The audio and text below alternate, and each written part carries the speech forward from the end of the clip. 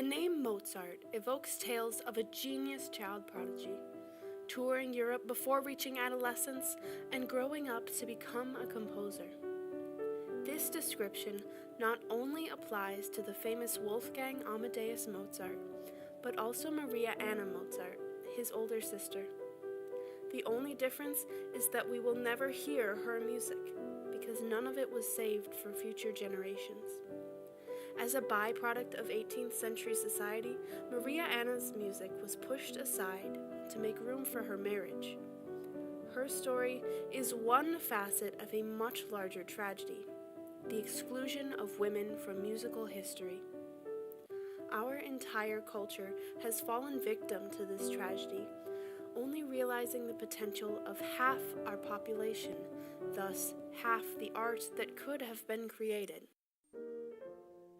Maria Anna Mozart, affectionately known as Nannerl, was born in 1751 and began studying music at the age of 8. Her talents as a child prodigy allowed her to tour Europe with her brother. The reaction of her audiences showed she was an exceptional musician and reputable performer. The Correspondance littéraire philosophique et critique, a periodical describing cultural events for the French aristocracy, praised her by saying she plays the harpsichord marvelously and performs the longest and most difficult pieces with impressive precision. Count Karl von Zinzendorf wrote in his personal diary of the Mozart children's performance, "The little child from Salzburg and his sister played the harpsichord. The poor little fellow plays marvelously. He is a child of spirit, lively, charming. His sister's playing is masterly, and he applauded her." It was not a rare event for Nannerl to overshadow her younger brother during performances. As her father wrote to a friend, after her performance, Nannerl received the greatest applause from both the prince and the duke. However, Nannerl did not triumph over Wolfgang for long. While Wolfgang was able to make a profession for himself as a musician, Nannerl was tragically forced by her parents, Leopold and Anna Maria Mozart, to abandon her career as a musical artist when she turned 18, the appropriate age for marriage. The reason for this was that her career was never about creating music. It had always been about earning money and raising the family's status. Now that she could no longer be advertised as a child prodigy, she could not make as much money for her family. Furthermore, her father had devoted his life to building the reputation of the family name, and he was not going to let Nannerl tarnish it. Had Nannerl continued her career into womanhood, she would have been labeled as a prostitute and severely damaged the Mozart name. Thus, Wolfgang became a professional musician, the pride and joy of his father, and Nannerl did not. But Nannerl did not let this tragedy keep her away from her beloved instrument. She continued to play, and she even composed. Records of her composition exercises show that her father taught her to write music as a child. Martin Jarvis, a professor of music at Charles Darwin University, worked with a team of forensic scientists to analyze the calligraphy of pieces written in the notebook for Nannerl, concluding that Nannerl wrote many of the pieces labeled Anonymous 1. This book was used by young Wolfgang to learn keyboard, meaning that it is likely he used some of her compositions in his education. Nannerl composed into adulthood until her marriage. She sent one of her original pieces to her brother, who wrote back, "I'm amazed to discover that you can compose so delightfully. In a word, your piece is beautiful.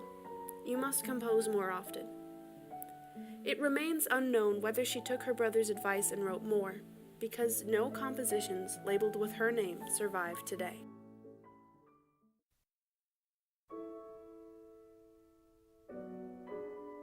"A woman must have money and a room of her own if she is to write fiction," wrote Virginia Woolf.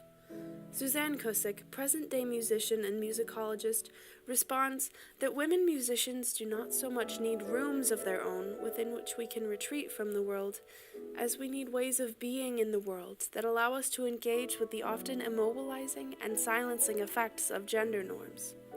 These ways of being in the world not only depend upon a woman's willingness to put on a show of feminine submission and passivity, but also upon the benevolence of supportive fathers, husbands, and brothers. Nannerl had the first of these two ingredients. She was, as her father described, extraordinarily industrious, hard-working, and amazingly attentive. Even more importantly, she was obedient and subservient to her father, never placing her own interests above those of her family, as a proper 18th century woman should. However, this quality was ultimately the downfall of her career. Since she could no longer make a profit for her family by performing when she reached adulthood, it was for their sake that her tours were ended.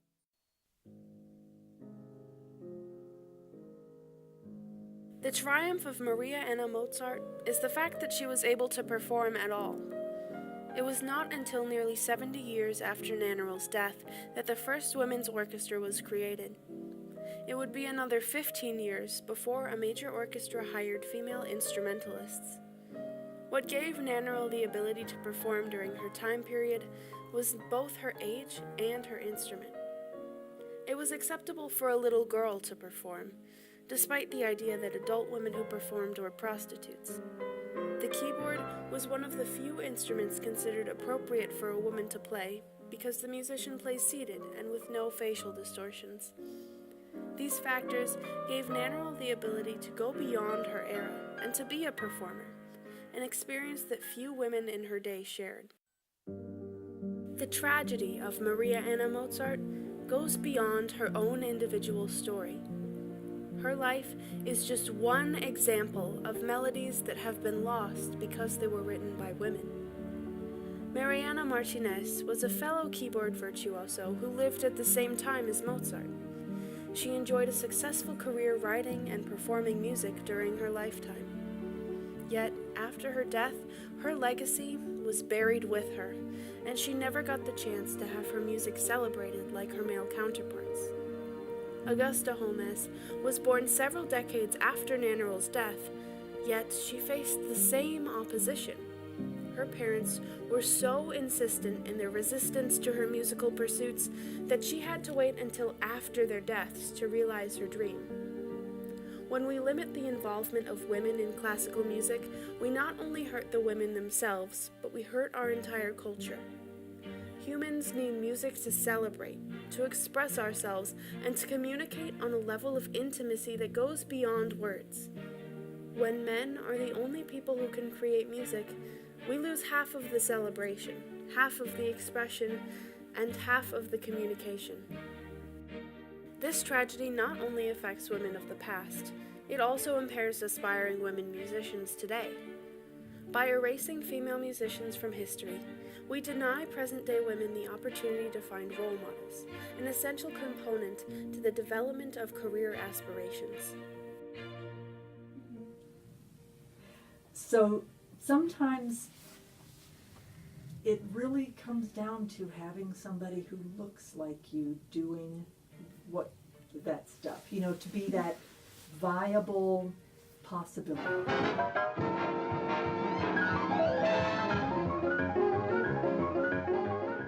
This lack of validation of career aspirations means that the effects of this tragedy still impact society today.